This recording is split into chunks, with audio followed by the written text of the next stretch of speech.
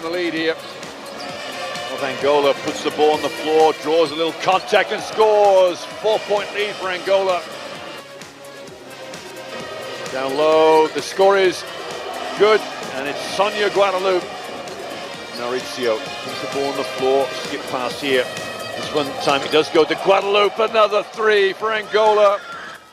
Ecuador looks long, it's a great look to Nigeria score. Bounce pass, fumbled there by Rudiaja. Ecuador for three. What about this? A scoreless fourth period. Nigeria 65, Angola 55. It's bronze medal for the Nigerians. The Tigers march on. Okay, that's it. The Tigers still marching on. It is because they won the bronze medal at the AfroBasket Championship. That's why they're competing at the Olympics qualifying tournament. I want to wish the Tigers all the best. That team, they have the quality. And we say this all the time, that but for a little bit of luck, they won't be even going through the Olympics qualifying tournament. Yeah, you can't blame the girls, Austin. You know, they went to the All-African Games, and straight away from Congo-Brazzaville, they went to Cameroon. You know, exhaustion could have cost, why they won bronze. You know, they gave in their best, like you said, and it behoves on all of us, like we are doing here at the Federation, the nationals, to support these girls. You know, but I don't know the level of preparation, the support they got after we knew that these girls will take part in the Olympic qualifying tournament. You know, are they just going there?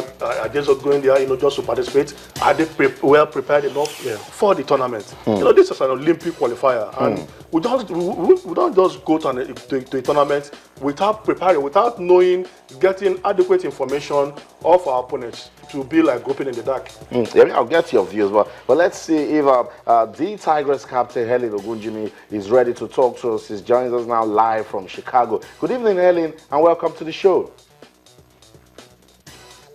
Okay, so we're trying to get Helen to talk to us. She's reacting to the draw. Nigeria has been drawn in Group C alongside Belarus and South Korea. We said Belarus are drawn, ranked 7th in the world. South Korea ranked 12th. Should that cause any worry to Nigeria that is ranked about 47th in the world? It should. One of the coaches said that the ball is in the court of the administrators, that funding will be key to our preparation. And he was pointing out that how much effort have we put in the moment we know that we're going to go through the OQT. What have we done? What are we doing? Are we just hoping to gate crash as we always do? It doesn't always work. And some of us journalists too don't help matters. When the competition starts, when they win we praise, when they don't win they've crashed out. But you see, we have to do more than that. You have to let the administrators know now that, look, you have ample time, prepare this team, give them all the things that they need. Now, if they do not qualify, at least it will be said of you that you did your own part. Other teams that are going through the OQT have started preparation. You know, you see some of them, how well their teams, playing friendly matches, getting ready for all of those championships. I'm just hoping we'll be able to start something. Not having all your players in the same place is not easy. And if you have that dilemma, that should make you double your efforts to ensure that, look, if you're going to set up a camp overseas, because I'm not sure all of them will be able to come, you know, a whole lot of these things. I know, and I agree with you. We spoke to Coach Scott Naji this morning, and he says the good thing is they're monitoring the guys in that group, Belarus and South Korea. But only have a problem. Most times we advocate that we should bring the home-based players into the team. These foreigners, just like Helen Ogunjimi, she's playing in a club in America, they are busy. But we haven't heard much from the league in Nigeria. Would that cause some problems also? Yeah, it's a big problem. You know, if you are advocating that more of the players from Nigeria should be in the team, and they are not in active participation in any league, then it's a big problem. The players are bound to be match rusty. They are bound to be unfit. You don't even know their level of fitness. You don't know their level of, preparation for this tournament. So you're not going to gamble. We are likely going to rely more on the foreign-based players because they've been playing. You can monitor them. They have websites. You can call them. You can monitor their progress. You know, so it behoves on us to organize our leagues properly, especially the league for the women. You know, so if we don't have an active, viable league, then you don't blame the coaches.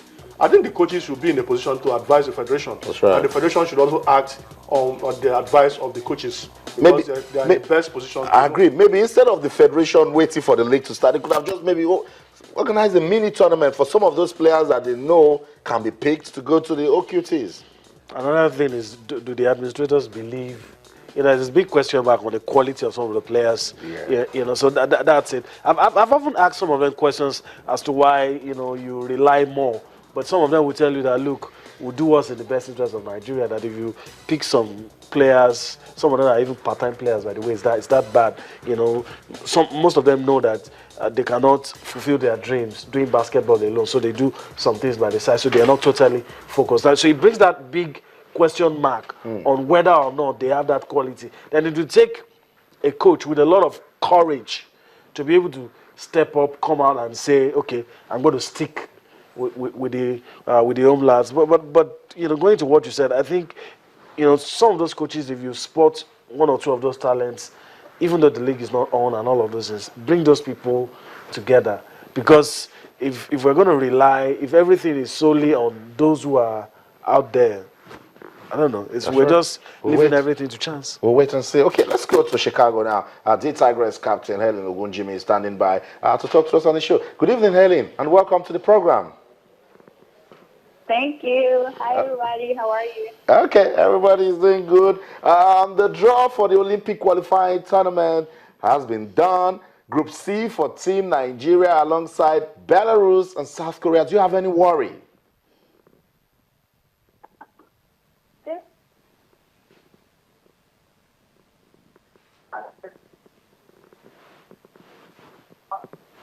So we went to the tournament, because then that will put doubt into our minds, and we don't want that. So we're all excited about what's going on.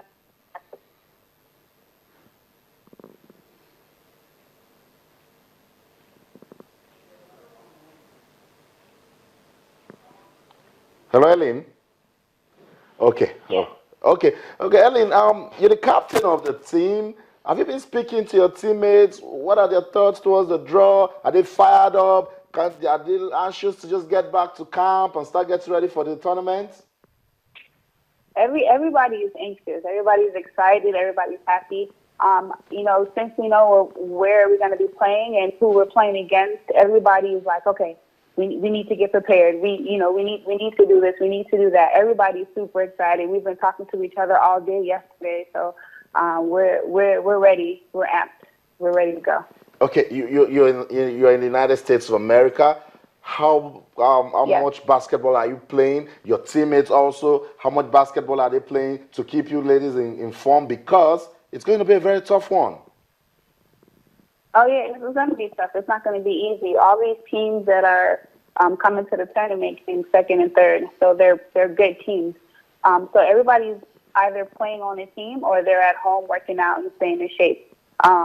So, we know how important this tournament is, and so we know we can't make any mistakes by just being lazy.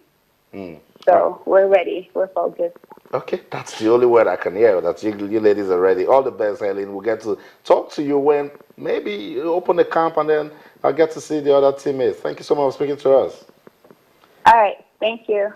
Okay, that's it. Helen Ogunjimi, she's the captain of the Tigress, and you heard from her. She says, we're ready. Everybody, the ones that are not playing basketball, they're keeping their fitness, they're anxious. They want to get into the OQT, pick a ticket, and go represent Nigeria at the Olympics. I wouldn't expect anything less. That's right. She said everything I expected to hear, that on their parts, they're going to make the best of a situation that's not ideal. They're going to try and do their best, see how they can, cut through some of those things that you could call problems. And I'm just hoping that everything will work together, and at the end of the day, we'll pick a ticket, and our ladies will be able to be part of the party in Brazil. And it will be sweeter for us only because the men, they've already qualified, so it will be good to see Nigeria's the Tigers and the Tigress.